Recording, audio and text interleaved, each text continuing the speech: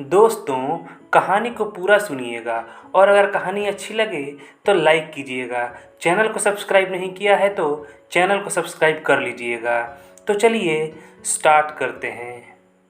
बेटे राहुल के स्वभाव में मुझे कुछ बदलाव साफ दिखाई दे रहे थे। ये बदलाव तो प्राकृतिक थे, इसलिए इसमें कुछ हैरानी की बात नहीं थी। और जब राहुल के 14वें जन्मदिन पर मैंने घर पर उसके दोस्तों के लिए पार्टी रखी तो उसके ग्रुप में पहली बार 2-3 लड़कियां आई। विजय मेरे कान में फुसफुसाए, अरे वाह, बधाई हो, तुम्हारा लड़का जवान हो गया है। मैंने उन्हें घूरा, फिर मुस्कुरा दी। मुझे उन लड़कियों को देखकर अच्छा लगा। छोटी सी बच्चियां कोने में बैठ गई। मैंने उन्हें दिल से अटेंड किया।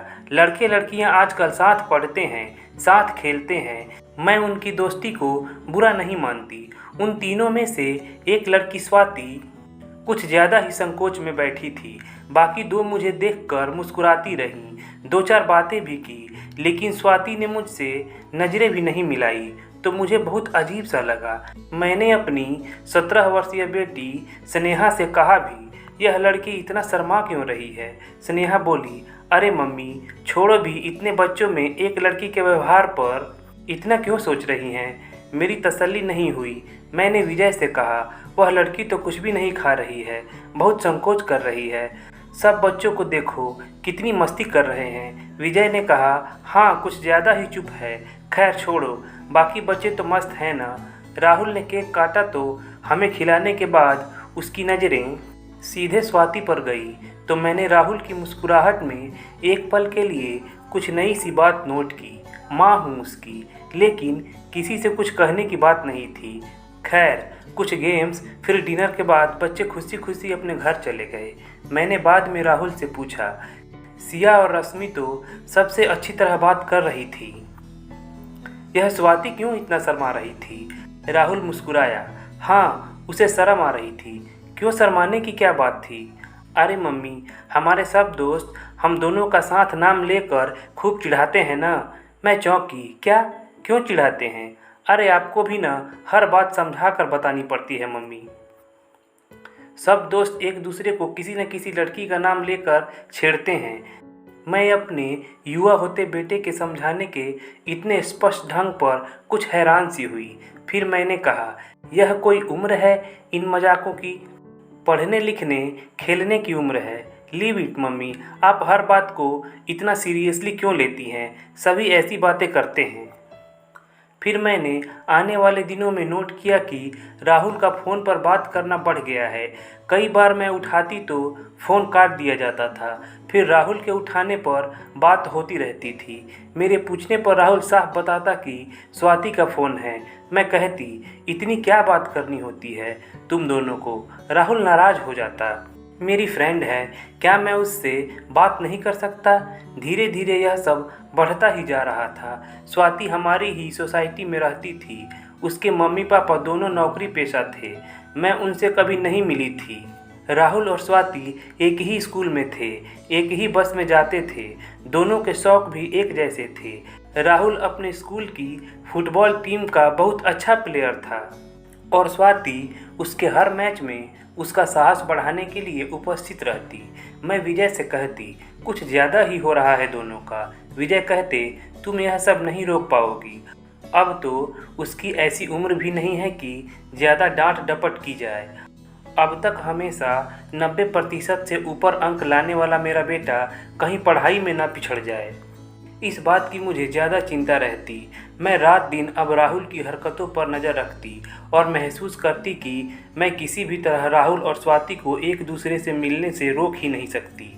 सारा दिन तो साथ रहते थे दोनों। कुछ और समय बीता।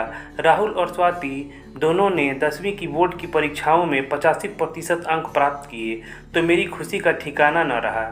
विजय कहते, देखा इतने दिन तुम अपना खून जलाती रही, पढ़ाई तो दोनों ने अच्छी की।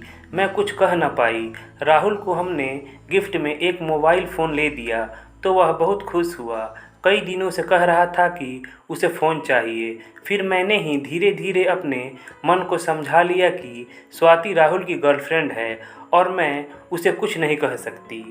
सांवली सी पतली दुबली स्वाति महाराष्ट्रियन थी, हम उत्तर भारतीय कायस्थ। वह मुझसे अब भी कतराती थी। एक ही सोसाइटी थी, कई बार सामना होता तो वह नज़रें चुरा लेती। मुझे गुस्सा आता, राहुल से कहती और भी तो लड़कियां हैं, सब हाय हेलो करती हैं और इस लड़की को इतनी भी तमीज़ नहीं कि कभी विश कर दे। राहुल तुरंत उसकी साइड लेता। वह आपसे डरती है मम्मी। क्यों, क्या मैं उसे कुछ कहती हूँ? नहीं, मैंने उसे बताया है कि आपको उसकी और मेरी दोस्ती के बारे में पता है और आपको यह सब बिल्कुल पसंद नहीं है। मैं कहती दोस्ती को मैं थोड़े ही बुरा समझती हूँ, लेकिन हद से बाहर कुछ दिखता है तो गुस्सा तो आता ही है। सब खबर है मुझे। राहुल पैर पटकता चला जाता। कुछ समय और बीता। दोनों की 12वीं भी हो गई। इस बार राहुल के 91% और स्वाति के 93% अंक आए। हम सब बहुत खुश थे। अब राहुल ने कॉमर्स ली, स्वाति ने साइंस। अब तो कई मेरी करीबी सहेलियां सोसाइटी के गार्डन में सैर करते हुए स्वाति को आते जाते देखकर मुझे कोहनी मारती। देख, तेरे बेटे की गर्लफ्रेंड जा रही है। मैं ऊपर से मुस्कुरा देती और दिल ही दिल में सोचती, इसका मतलब अच्छे खासे मशहूर हैं दोनों। मुझे अच्छी तरह पता चल गया था कि दोनों एक दूसरे को बहुत सीरियसली लेते हैं। अब मैं ही विजय से कहती, बचपन से ये दोनों साथ हैं। मुझे तो लगता है अपने पैरों पर खड़ा होने पर ये विवाह भी करेंगे। विजय मेरी इतनी गंभीरता से कही गई बात को हल्के फुल्के ढंग से लेते और हंस कर कहते, वाह, क्या हमारे घर में महाराष्ट्रियन बहू आ रही है? क्या बुराई है? अब तो मैं भी मानसिक रूप से उसे बहू के रूप में देखने के लिए तैयार हो गई थी। मन ही मन कई बातें उसके बारे में सोचती रहती। स्नेहा कभी अपनी टिप्पणी देती, कभी चुपचाप हमारी बात सुनती। वह भी हमें राहुल और स्वाति की कई बातें बताती रहती। वक्त अपनी रफ्तार से चल रहा था। राहुल का यहीं मुंबई में एडमिशन हुआ, स्वाति का कोटा में। मैं सोचती अब तो बस फ़ोन ही माध्यम होगा इनकी बातचीत का। स्वाति कोटा चली गई। राहुल कई दिन चुप व गंभीर सा रहा। फ़ोन पर बात कर रहा होता तो मैं समझ जाती उधर कौन है। वह कई बार फ़ोन पर दोस्तों से बात करता, लेकिन जब वह स्वाति से बात करता तो उसके बिना बताए मैं उसके चेहरे के भाव से समझ जाती कि उधर स्वाति है फ़ोन पर। अब राहुल बीकॉम के साथ साथ सीए भी कर रहा था। मैंने आश्चर्यजनक रूप से एक बड़ा परिवर्तन महसूस किया। अब किसी अवनी के फ़ोन आने लगे थे। राहुल की बातों से पता चला कि उसकी क्लास फेलो अवनी उसकी खास दोस्त है। एक दो बार वह उसे किसी प्रोजेक्ट की तैयारी के लिए 2-3 दोस्तों के साथ घर भी लाया। उनकी दोस्ती साधारण दोस्ती से हट कर लगी। अवनी ने मुझसे पूरे कॉन्फिडेंस से बात की। किचन में मेरा हाथ बटाने भी आ गई। वह साउथ इंडियन थी, स्मार्ट थी। जब तक घर में रही राहुल राहुल करती रही। मैं चुपचाप उसकी भाव भंगिमाओं का निरीक्षण करती रही और इस नतीजे पर पहुंची कि जो संबंध अब तक राहुल का स्वाति से था वही आज अवनी से है। मुझे मन ही मन राहुल पर गुस्सा आने लगा कि यह क्या तमाशा है। कभी किसी लड़की से इतनी दोस्ती तो कभी किसी और से। वह अवनी के साथ फ़ोन पर गप्पे मारता रहता। मैंने 1-2 बार पूछ ही लिया, स्वाति कैसी है? ठीक है। क्यों? उससे बात तो होती रहती होगी। हाँ, कभी फ्री होता हूँ तो बात हो जाती है। वह भी बिजी है, मैं भी। मैंने मन ही मन सोचा, हाँ मुझे पता है तुम कहाँ बिजी हो। मैंने इतना ही कहा, तुम्हारी तो वह अच्छी फ्रेंड है ना, उसके लिए तो टाइम मिल ही जाता होगा। वह झुंझला गया, तो क्या उससे रोज़ बात करता रहूं और रोज़ रोज़ कोई क्या बात करे। मैं हैरान उसका मुंह देखती रह गई और वह पैर पटकता वहां से चला गया। अब राहुल पर मुझे हर समय गुस्सा आता रहता। अवनी कभी भी उसके दोस्तों के साथ आ जाती, लंच करती, हम सबसे खूब बातें करती। रात को बेडरूम में विजय को देखते ही मेरे मन का गुबार निकलना शुरू हो जाता। पुरुष है ना, किसी लड़की की भावनाओं से खेलना अपना हक समझता है। बचपन से जिसके साथ घूम रहा है, जिसके साथ सोसाइटी में अच्छे खासे चर्चे हैं, अब इतने आराम से उसे भूलकर किसी और लड़की से दोस्ती कर ली है। आवारा कहीं का। विजय कहते, प्रीति तुम क्यों बच्चों की बातों में अपना दिमाग खराब करती रहती हो। यह उम्र ही ऐसी है, ज़्यादा ध्यान मत दिया करो। मैं चिढ़ जाती। हाँ, आप तो उसी की साइड लेंगे, खुद भी तो एक पुरुष हो ना। अरे हम तो हमेशा से आपके गुलाम हैं, कभी शिकायत का मौका दिया है? विजय नाटकीय स्वर में कहते तो भी मैं चुप रहती। मेरा ध्यान स्वाति में रहता, मैं उसी के बारे में सोचती। कोई भी काम करते हुए मुझे उसका ध्यान आ जाता कि बेचारी को राहुल का व्यवहार कितना खलता होगा। उसे राहुल का बचपन का साथ याद आता होगा। काफ़ी समय बीतता चला गया। स्नेहा एमबीए कर रही थी, राहुल का भी सीए पूरा होने वाला था। यह पूरा समय मुझे स्वाति का ध्यान आता रहा था। राहुल के किसी फ़ोन से मुझे अब यह न लगता कि वह स्वाति के संपर्क में भी है। अवनी से उसकी घनिष्ठता बढ़ गई थी। एक दिन मुझे शॉपिंग के लिए जाना था। विजय ने कहा, तुम शाम को 6 बजे कैफ़े कॉफ़ी डे पहुंच जाना, वहीं कुछ खा पी कर शॉपिंग करने चलेंगे। मैं वहां पहुंची, एक कॉर्नर में बैठ गई। विजय को फ़ोन करके पूछा कि कितनी देर में आ रहे हो। उन्होंने कहा, तुम ऑर्डर दे दो, मैं भी पहुंच ही रहा हूं।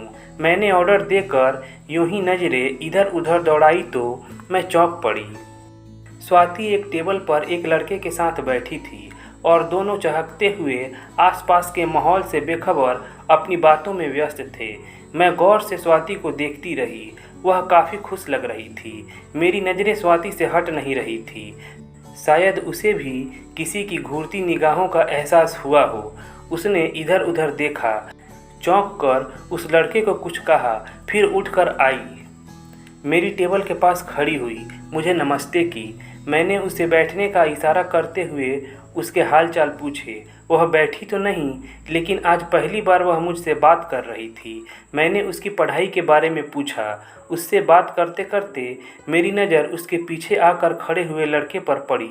स्वाति ने उससे परिचय करवाया। आंटी, यह आकाश है, कोटा में मेरे कॉलेज में ही है, यहीं मुंबई में ही रहता है। मैंने दोनों से कुछ हल्की फुल्की बात की, फिर वे दोनों बाय आंटी कहकर चले गए। मैं स्वाति को हंसते मुस्कुराते जाते देखती रही। मैं सोच रही थी, यह लड़की कभी नहीं जान पाएगी कि यह कितने दिनों से मेरे दिमाग पर छाई थी। मैंने मन ही मन पता नहीं क्या रिश्ता बना लिया था इससे।